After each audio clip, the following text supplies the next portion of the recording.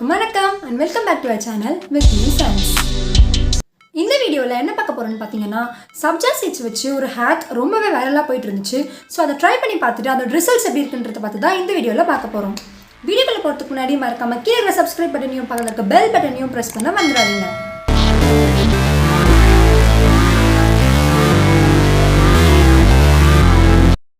இந்த ஹேக்கை ட்ரை பண்ணி பார்க்குறதுக்கு நமக்கு ஃபர்ஸ்ட் அண்ட் மெயின் பொருள் என்னென்னு பார்த்தீங்கன்னா சப்ஜா சீட்ஸ். ஸோ நம்ம இப்போ ஒரு பவுலில் 2 ஸ்பூன்ஸ் ஆஃப் சப்ஜா சீட்ஸ் எடுத்துக்கலாம். இப்போ இது நம்ம பாலில் ஊற வைக்க போகிறோம். ஸோ ஊற வச்சோன்னா குவான்டிட்டி கொஞ்சம் அதிகமாகவே வரும். ஸோ நம்ம கம்மியாக போட்டு ஊற வைக்கிறதே நல்லது. இப்போ சப்ஜா சீட்ஸில் இருக்க பெனிஃபிட்ஸ் என்னென்னு சொல்லி பார்க்கலாம். சப்ஜா சீட்ஸ் நம்ம ஸ்கின்னுக்கு க்ளோ கொடுக்கறதுக்கு ஹெல்ப் பண்ணுது. அது மட்டும் இல்லாமல் சப்ஜா சீட்ஸை பவர் ஹவுஸ் ஆஃப் நியூட்ரிஷன் சொல்லுவாங்க. அது வந்து நம்ம ஸ்கின்னோட ஹெல்த்தை பூஸ்ட் பண்ணுறதுக்கு ரொம்பவே ஹெல்ப் பண்ணும். இப்போ நான் ஆல்ரெடி சொல்லியிருந்த மாதிரி இந்த சப்ஜா சீட்ஸோட நம்ம பால் ஊற்றி ஊற வைக்க போகிறோம்.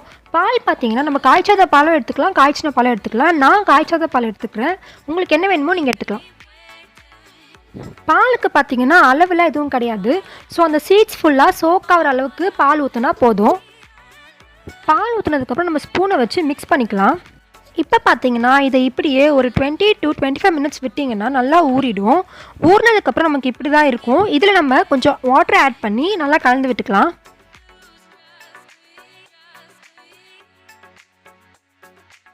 இதை இப்போ நம்ம ஒரு மிக்ஸி ஜாருக்கு ட்ரான்ஸ்ஃபர் பண்ணி நல்லா அரைச்சிக்கலாம்.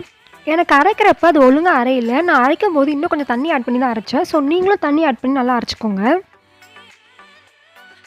ஸோ இப்போ இந்த மாதிரி கன்சிஸ்டன்சிக்கு வர வரைக்கும் தண்ணி ஆட் பண்ணி அரைச்சிக்கலாம். இது வந்து ரொம்பவும் தண்ணியாக இருக்கக்கூடாது, ப்ளஸ் ரொம்பவும் கட்டியாக இருக்கக்கூடாது. இப்போ இதை நம்ம ஒரு பவுலுக்கு ட்ரான்ஸ்ஃபர் பண்ணிடலாம். ஸோ எப்பவும் போல் ஃபேஸ் நல்லா வாஷ் பண்ணிவிட்டு நம்ம வச்சுருக்க சப்ஜா சீட்ஸை நம்ம ஃபேஸ்க்கு அப்ளை பண்ணிக்கலாம். இது அப்ளை பண்ணுறது பார்த்திங்கன்னா கொஞ்சம் கஷ்டமாக தான் இருந்துச்சு. பிகாஸ் இது ஒரு மாதிரி கொள்ளன்னு இருந்துச்சு. பட் நம்ம வந்து இதை நம்ம ஆல் ஓவர் ஃபேஸ்க்கு ஒழுங்காக ஈவனாக அப்ளை பண்ணிடணும். சப்ஜா சீட்ஸ்க்கு ஆல்ரெடி நிறைய பெனிஃபிட்ஸ் இருக்குது. நம்ம அதை பாலில் ஊற வச்சு யூஸ் பண்ணுறதுனால நம்ம ஸ்கின் ரொம்பவே கிளென்ஸ் ஆகும். அது மட்டும் இல்லாமல் நம்ம ஸ்கின் ரொம்பவே க்ளோவாக இருக்கும். நான் இந்த 2 குட்டி ஸ்பூன் சப்ஜா சீட்ஸ் யூஸ் பண்ணதுக்கே எனக்கு நிறைய வந்துடுச்சு. ஸோ நிறைய இருந்ததுனால நான் என் நெக் ஏரியாஸ்லேயும் அப்ளை பண்ணிக்கிட்டேன். ஸோ நம்மக்கிட்ட நிறைய இது மாதிரி இருந்துச்சுன்னா நம்ம neck areas and hands and லிங்க்ஸில் கூட அப்ளை பண்ணிக்கலாம். இதை நான் என் ஃபேஸ்க்கு அப்ளை பண்ணிவிட்டு ஜஸ்ட் ஒரு 3 மினிட்ஸ் தான் வச்சுருந்தேன். அதுக்கப்புறம் வச்சிடல. பிகாஸ் இது நம்ம 3 மினிட்ஸ்க்கு மேலே வச்சுருந்தோம்னா நம்ம ஃபேஸில் அப்படியே ஒட்டிக்கும். மெயினாக இந்த நெத்தி ஏரியாலலாம் முடி இருந்துச்சுன்னா அப்படியே ஒட்டிக்கும். ஸோ எடுக்கும் போது ரொம்பவே கஷ்டமாக இருக்கும். ஸோ மேக்ஸிமம் ஒரு 4 மினிட்ஸ் வச்சுருந்துருக்கலாம். அதுக்கு மேலே வச்சுக்க தேவையில்ல.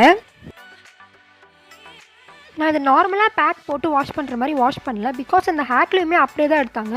ஸோ நம்மளும் ட்ரை பண்ணி பார்க்கலாமேன்னு சொல்லி அப்படியே எடுத்தேன். பட் அது சரியாக வேலைக்கு ஆகல. அப்படியே கொஞ்சம் கொஞ்சம் ஒட்டிகிட்டு இருந்துச்சு. பட் எடுக்கும் போதே பார்த்திங்கன்னா நம்ம ஸ்கின்னில் அந்த க்ளோ நமக்கு இன்ஸ்டண்ட்டாகவே தெரியுது. ஸோ நான் எடுத்த வரைக்கும் போதும்னு சொல்லிவிட்டு நார்மலாக வாஷ் பண்ணுற மாதிரி வாட்டர் வச்சு வாஷ் பண்ணிட்டு வந்துட்டேன். இப்போ பார்த்தீங்கன்னா நம்ம ஸ்கின்னில் ரொம்பவே க்ளோ தெரியுது.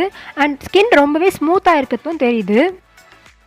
ஸோ எனக்கு இந்த ஹேக் ரொம்பவே பெஸ்ட் ரிசல்ட்டை கொடுத்துச்சு. மஸ்ட் ட்ரை ஹேக்னே சொல்லலாம்.